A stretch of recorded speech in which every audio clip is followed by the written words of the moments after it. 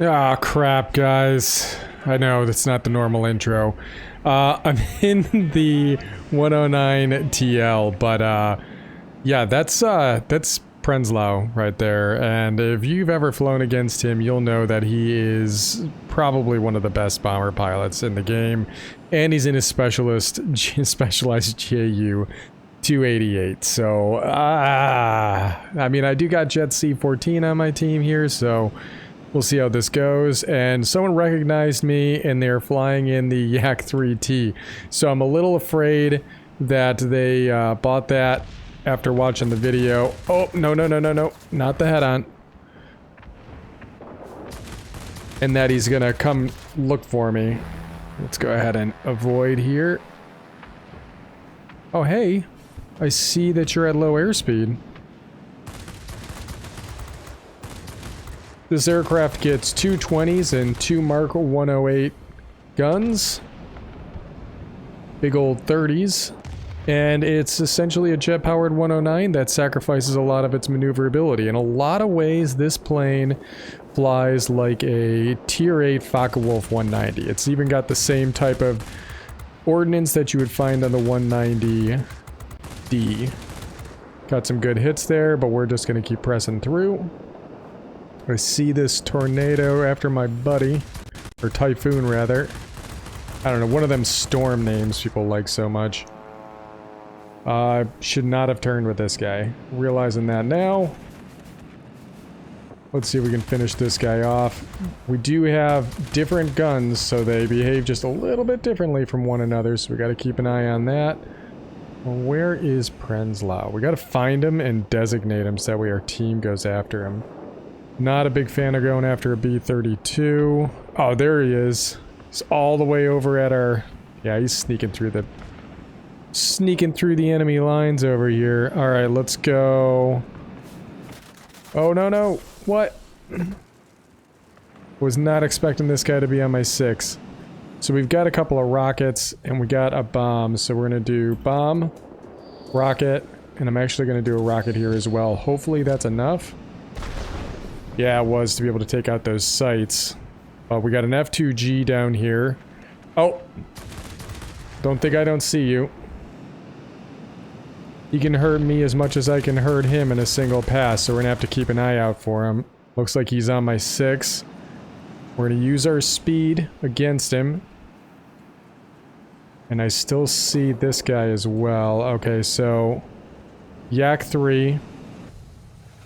I know he's looking at me. Got him, okay. It's a good plane, but it's not unstoppable. The 20s are in range, now the 30s are. Get a nice little overlap there. Rockets will be back up quickly. Rockets are, I think, 90-second reload. Bombs are... Or no, rockets are 60 seconds, bombs 90 seconds. That makes sense.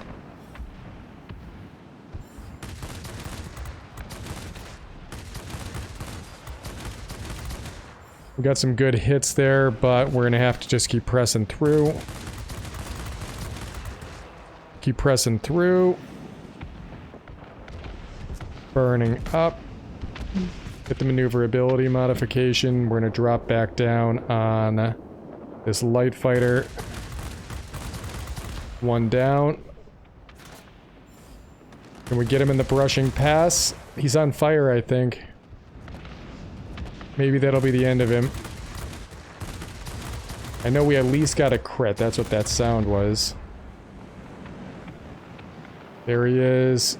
Come on, 20s, make contact. We gotta stay ahead of Prenzlau. That's gonna be our real trouble. There's the Yak 3T. Yeah, he definitely wants some revenge, and I think we may have made contact, or it was just the 37. Solid aircraft, but the zone was still locked, so that should slow him down just a little bit. At least we gave him a little bit of damage. Now we can make our way over to the garrison that's closest to our spawn. But we may need... Yeah, we're gonna have to work our way down there. I have a feeling our team will pick this up. But we're gonna do what we can. Probably head for the middle initially, because Prenzlau's over here, guys. And I can almost guarantee he's up at good altitudes as well. Got 4 aircraft going that way. I'm gonna do this, hopefully pull somebody away from, there we go. Pull somebody away from that zone. It's getting a little bit heavy. Where are you, Prenslow? That's not him. Alright. There he is, right there. And he's on low health. Let's see what we can do here. This might be a sacrifice the body type of situation. I know he's got defensive fire expert, that's just goes without saying. But he's a dangerous guy. Yeah, they picked up the zone anyways. Let's go to the next zone. It's not locked. We got some velocity on our side. Enemies kind of far away. Boost cooler is still available. We got bombs and rockets available as well. It's not that naughty, man. I called you out at the beginning. You just couldn't hear me.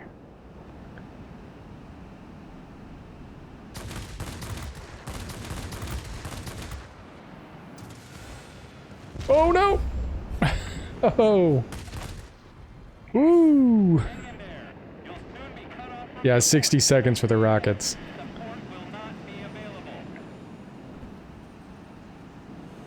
Let's give him a little, wink.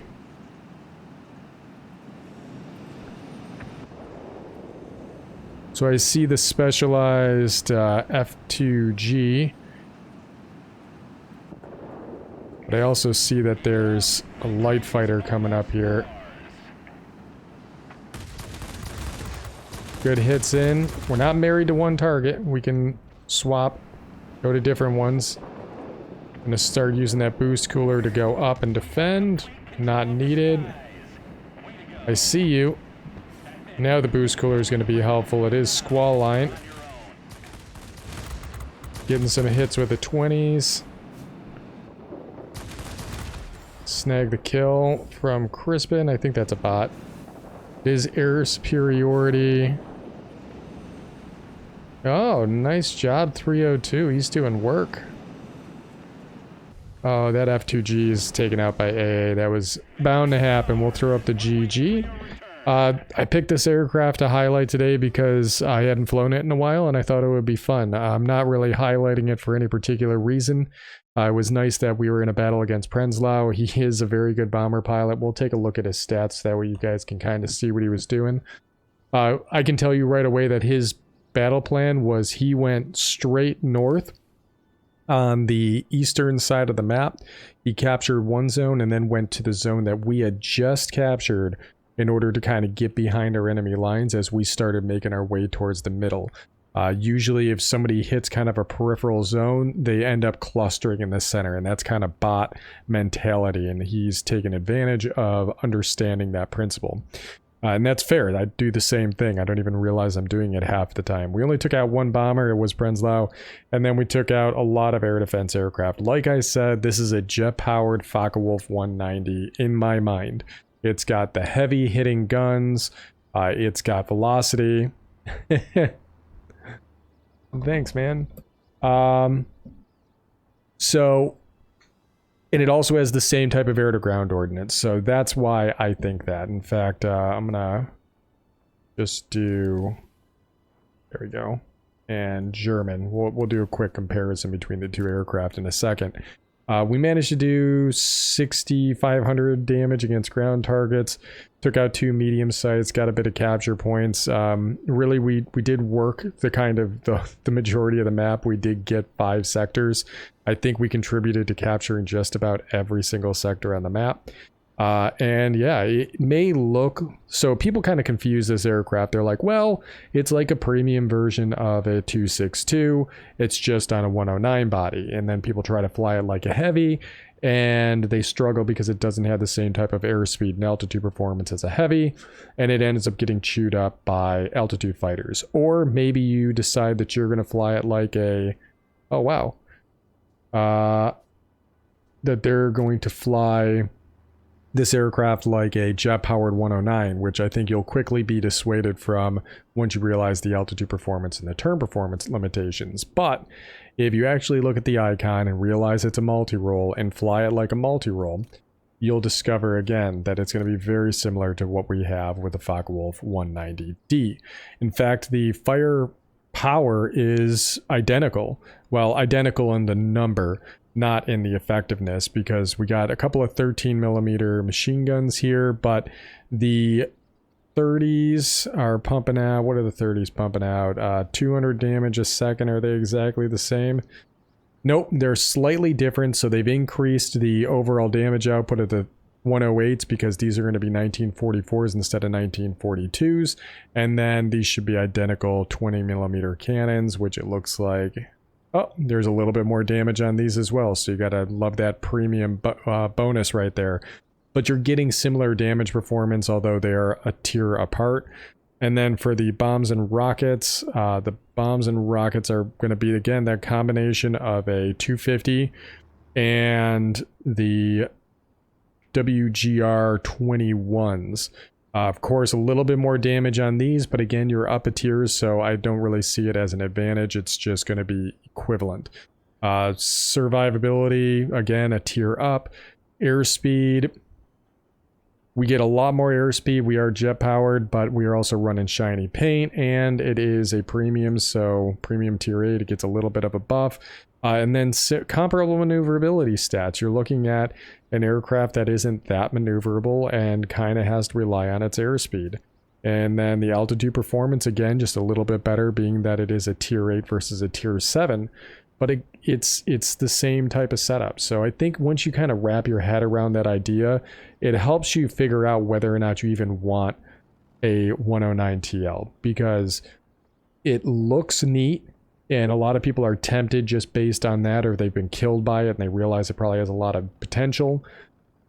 But it's going to be a Focke-Wulf 190D, and if you hated the Focke-Wulf 190D, because there is a lot of people who struggle with that aircraft, you're probably going to struggle and have a tough time with this plane as well.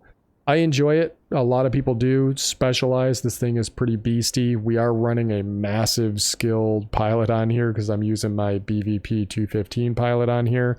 We do have it specialized. Most of the stuff is, overrated. We got ultimate, advanced, and then these two are just improved. But I find that this setup works fairly well. Again, kind of maximizing the strengths and mitigating a little bit of the maneuverability loss for the polished skin with the lightweight power unit. But yeah, the 109 TL, otherwise known as the Troll, for my clanmates. Hope you guys enjoyed the video, and as always, I'll catch you on the next one.